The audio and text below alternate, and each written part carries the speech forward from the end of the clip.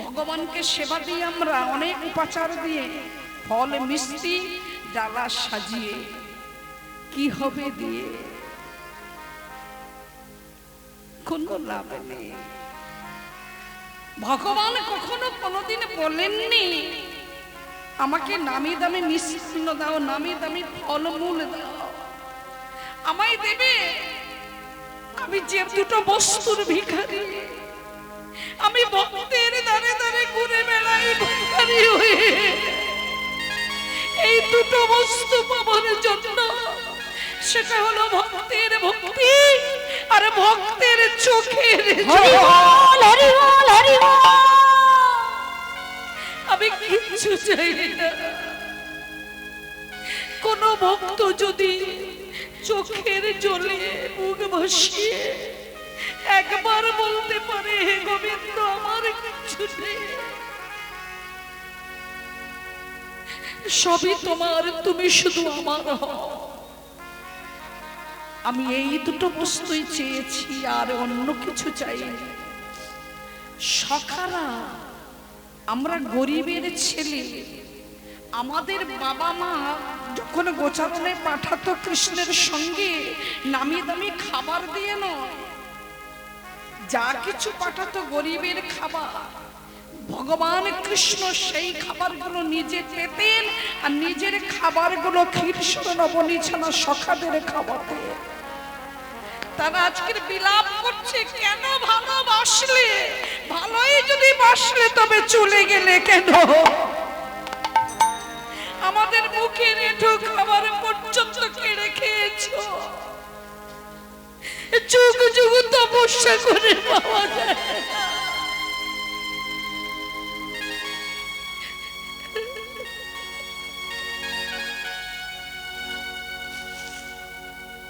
বন্ধু, মনে কি পড়ে না আমাদের কথা? ব্রজের কানরে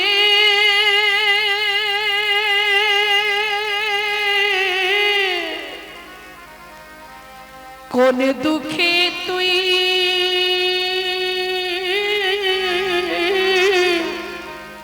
রাজা হলি,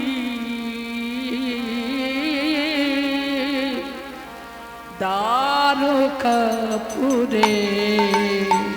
কানাই দ্বারকাপুরে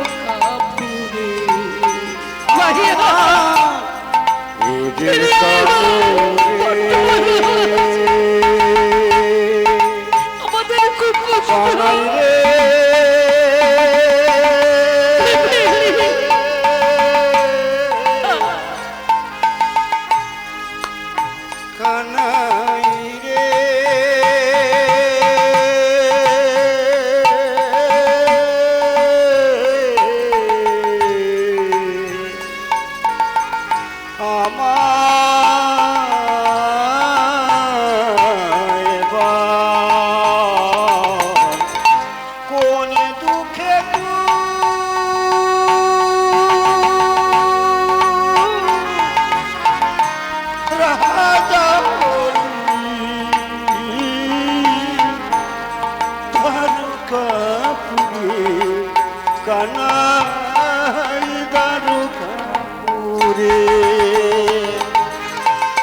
ভুলেছিস কি শ্রীদাম সুদা দামে বসুদামে কানাই রে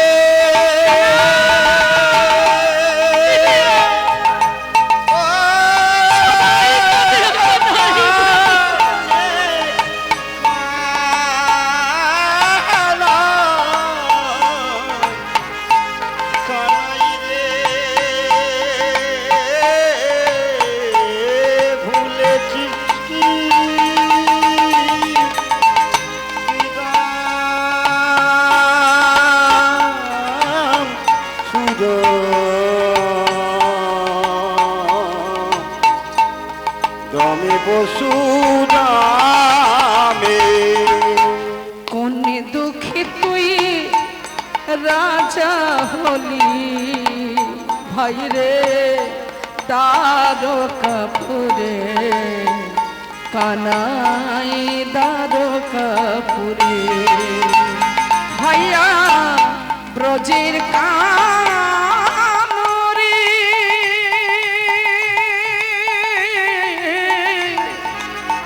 জীবনের জীবন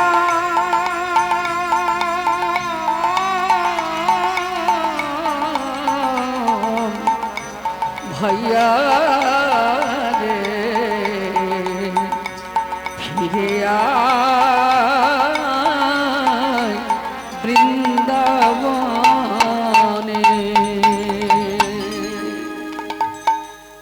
আমরা কি ভালোবাসতে পারিনি? গরিব বলে, আমাদের কিছু নেই বলে। আর এলি না, আজকের কথাগুলো বলছি। দেবর্ষি নারদের মুখে সবার কথা শুনে বললেন, নারদ তোমাকে আমি একটা পত্র লিখে দিচ্ছি, তুমি একবার স্বর্গমর্ত পাতালে যাবে, সবাইকে নিমন্ত্রণ করবে এখানে আসবার জন্য, কিন্তু বৃন্দাবনে তুমি যাবে না। কিন্তু নারদ শুনল না, সেই পত্রটা হাতে নিয়ে মনের আনন্দে এই বৃন্দাবনে প্রথমে নিমন্ত্রণ করতে আসছে। লিখবার মালিক উনি লিখেছেন, বলবার মালিক তো আমি। যা যে লিখেছে সে তো বলবে না, তাই নারদ ওই পত্রটা নিয়ে সোজা বৃন্দাবনের পথে। এই বৃন্দাবনে এসে এবার আপনাদের আমি ছোট্ট একটা কথা জিজ্ঞাসা করব। মা বলুন তো দেখি, আমি কিন্তু লেখাপড়া জানি না, আমি মূর্খ। নারদ বলছেন আমার তো লেখাপড়া জানা নাই, চিঠিটা কে লিখেছে আমি দেখিও নি। তাই বলছিলাম এই চিঠিটা সর্বপ্রথম আমি কার হাতে দেব, যার হাতে দিলে আমি আপনারা দেব দেবী মুনি ঋষি যোগী রক্ষক তক্ষক সবার মনে আনন্দ আসবে। কাকে দেব আগে? মা। ঠিক। জননী জন্ম ভূমিষ্ঠ, জননী জন্ম ভূমিষ্ঠ স্বর্গাদপি গরীয়সি, স্বর্গাদপি গরীয়সি জননী জন্ম ভূমিষ্ঠ স্বর্গাদপি গরীয়সি, স্বর্গাদপি গরীয়সি।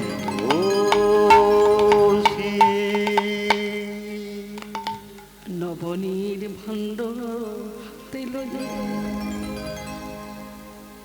ছেলে মাকে ভুলতে পারে, মা কি ছেলেকে ভুলতে পেরেছে? ছেলে যদি হয় চোর ডাকাত দস্যু দানব, তবুও মা গিয়ে বলবে ওই ছেলে আমার। অথচ এই কলি যুগে কত ছেলে মাকে ধরে প্রহার করে। চোখের সামনে দেখা মর্মান্তিক এই কীর্তন জগতে মাগো এসে সবার কথা শুনি, কিন্তু চোখে তো অতটা দেখি না। আসছি আমি, ওটা ছিল ঝাড়গ্রাম, জঙ্গল যাকে বলা হয়। রাত্রি তখন বাজে 1:30।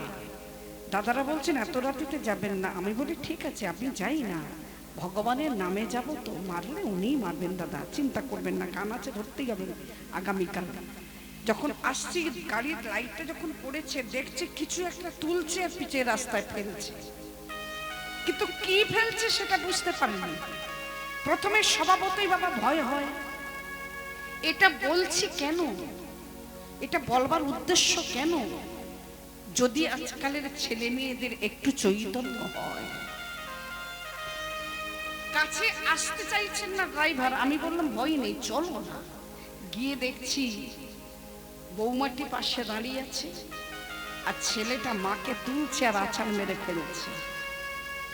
দুটো পা জড়িয়ে ধরছে ছেলে বৌমার, তবু ছেলে ছাড়ছে না। গাড়ি থেকে নেমে হাতটা টেনে ধরে বললাম কি করছো তুমি? ইনি কে হন? আমার মা। তুমি মাকে মারছো কেন? বলে মাকে মারবো না, কি করব? ওই বিছানা ছেড়ে উঠতে পারছে না, বসতে পারে না, কোনো কাজ করে দিতে পারে না, পায়খানা প্রস্রাব ঘরের মধ্যে, এগুলো কি সহ্য করা যায়? আপনি কেন ধরেছেন? আলে আমি ধরেছি না ধরেছি সেটা নয়, আমি কে জেনেও লাভ নেই।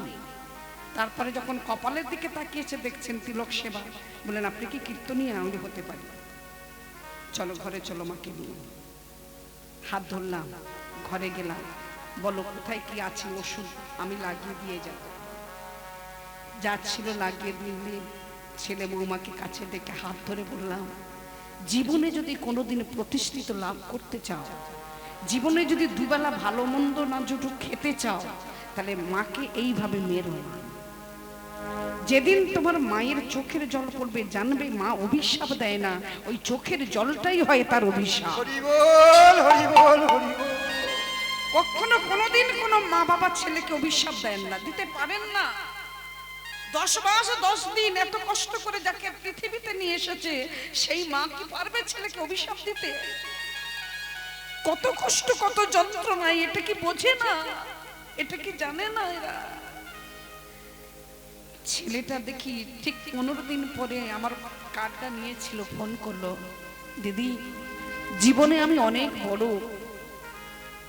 বড় অন্যায় করে ফেলেছি, আপনি একটু আমায় ক্ষমা করবেন, ভগবানকেও জানাবেন, আমার মা এখন খুব ভালো আছে। তাহলে ভেবে দেখুন, আমরা মানুষ হয়ে যদি মানুষের পাশে না দাঁড়াতে পারলাম, একটু সহানুভূতি না দেখাতে পারলাম, তাহলে আমরা মানুষ হলাম কি করে? বারবার ওই একটা কথাই বলেছি আমি। তা আজকের মা যশোমতী নবনীর ভাণ্ড হাতে নিয়ে বলছে, গোপাল তুই ভুলতে পারিস, আমি পারিনি। এমন কোনো দিন নেই যে আমি তোর জন্য খাবার নিয়ে আমি দাঁড়ে দাঁড়ে ঘুরিনি, কিন্তু তুই ভুলে গেলি বাবা। বুঝেছি, আমি তো তোকে আমার জঠরে ধারণ করিনি, তোকে লালন পালন করেছি। ভগবানের এবার জঠরে ধারণ করতেও লাগে না, পেরেছিলেন কি দেবকী, কৃপা করে এসেছিলেন। তা আজকে দেবর্ষি নারদ সেই পত্রটা নিয়ে মা যশোমতীর হাতে দিয়ে বলছে, মা তুমি চিঠিটা পড়ো। মা চিঠিটা পড়বেন কি করে? নয়নের দৃষ্টি শক্তি থাকলে তবে তো পড়বে। গোপাল রে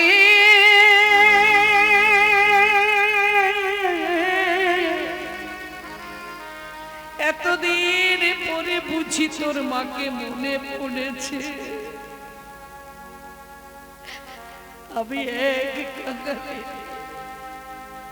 আমি হতভাগিনী, তোর মতো ছেলেকে পেয়েও আমি কাছে রাখতে পারিনি। নয়নের মনে কি লিখেছিস না লিখেছিস দেখবো কি করে? পত্রখানি নয়নে পরশ করেছিলেন, পরশ করা মাত্রই মায়ের নয়নে দৃষ্টি ফিরে পেলে। পরশমণির হাতের লেখা দেখিয়ে যে বাঁকা হাতে বাঁকা লেখা, কি লিখলো না লিখলো, কার কথা লেখা আছে না আছে দেখলেন না? মা শুধু বললেন, নারদ তুই সবাইকে বলবি আমার ছেলে ওই দ্বারকা একটা যজ্ঞ করবে, সেখানে দান ধ্যান করবে, সবাই যেন যায়। এই কথাটা মা সবাইকে বলছেন, অথচ নিজে জানেন না সে নিজে নিমন্ত্রিত নয়।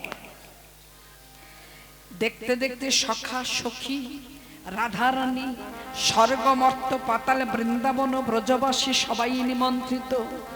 এবার আমাদের যাবার পালা, আসার পালা শেষ, এবার আমাদের যাবার পালা।